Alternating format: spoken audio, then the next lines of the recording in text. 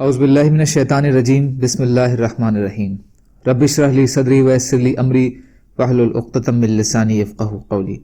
ریاض الصالحین حصہ اول، احادیث نبوی صلی اللہ علیہ وسلم۔ جنازے کے لے جانے میں جلدی کرنے کا بیان۔ حضرت ابو سعید خدری رضی اللہ تعالیٰ عنہ سے روایت ہے کہ نبی اکرم صلی اللہ علیہ وسلم فرمایا کرتے تھے کہ جب جنازہ رکھا جاتا ہے اور لوگ اسے اپنے کندھوں پر اٹھا لیتے ہیں تو اگر وہ نیک ہوتا ہے تو کہتا ہے مجھے آگے لے چلو، اور اگر نیک نہیں ہوتا تو لوگوں سے کہتا ہے ہائے ہلاکت بربادی، تم اسے کہاں لے جا رہے ہو۔ اس کی آواز انسان کے سوا ہر چیز سنتی ہے، اور اگر انسان سن لے تو یقیناً بے ہوش ہو جائے۔ بخاری شریف کی حدیث۔ فائدہ: میت کس طرح بولتی ہے اس کی حقیقت اللہ جانتے ہیں، لیکن اس کا بولنا ممکن نہیں۔ اللہ تعالیٰ جسے بلوانا چاہیں بلوا سکتے ہیں۔ مردے کا یہ بولنا صحیح حدیث سے ثابت ہے، اس لیے اس پر ایمان رکھنا ضروری ہے، لیکن اس سے میت کا عام گفتگو کرنا یا گفتگو سننا اور آنا جانا یا دنیا والوں کی ضروریات پوری کرنا یا مشکلات آسان کرنا وغیرہ ثابت نہیں ہوتا۔ افسوس ہے کہ کچھ لوگ اس قسم کی احادیث سے اس طرح کی باتیں نکالا کرتے ہیں اور عقیدہ اہل سنت مشتہر کرتے ہیں۔ دعا ہے کہ اللہ تعالی حق پر چلنے کی توفیق عطا فرمائے، آمین۔ میت کے ذمے قرض کی ادائیگی میں اور اس کے دفن میں جلدی کرنے کا بیان۔ البتہ اچانک موت ہونے کی صورت میں دیری کرنا جائز ہے تاکہ موت کا یقین ہو جائے۔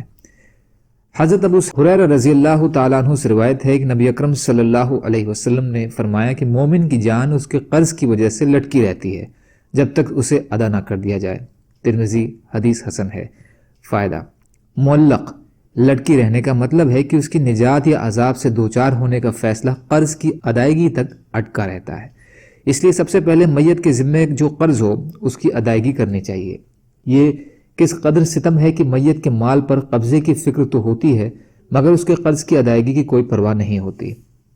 حضرت حسین بن وہوہ رضی اللہ تعالیٰ عنہ سے روایت ہے کہ حضرت طلحہ بن برا بن عازب رضی اللہ تعالیٰ عنہ بیمار ہوئے تو نبی اکرم صلی اللہ علیہ وسلم ان کی عیادت کے لیے تشریف لائے تو انہیں دیکھ کر آپ صلی اللہ علیہ وسلم فرمایا کہ میرا خیال ہے کہ طلحہ رضی اللہ عنہ میں موت کے آثار پیدا ہو گئے ہیں، تو جب یہ گزر جائیں تو مجھے ان کی خبر دینا اور ان کو دفنانے میں جلدی کرنا، اس لیے کہ کسی مسلمان کی لاش کو اس کے گھر والوں کے بیچ روکے رکھنا مناسب نہیں ہے۔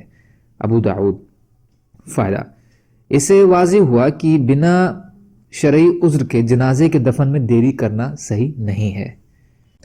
اللہ تعالیٰ کہنے سننے سے زیادہ عمل کی توفیق عطا فرمائے، اور مظلوم کشمیریوں، فلسطینیوں اور دیگر ممالک میں جہاں بھی مسلمان بھائی بہن پریشان حال ہیں، یا اللہ آپ ان کی مدد فرمائیے اور ہم کو بھی اپنی استعداد کے بقدر اپنا حق ادا کرنے والا بنائیے، آمین۔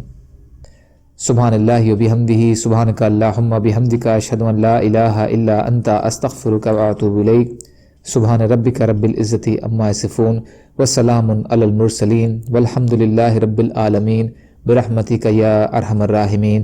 لا الہ الا اللہ محمد رسول اللہ۔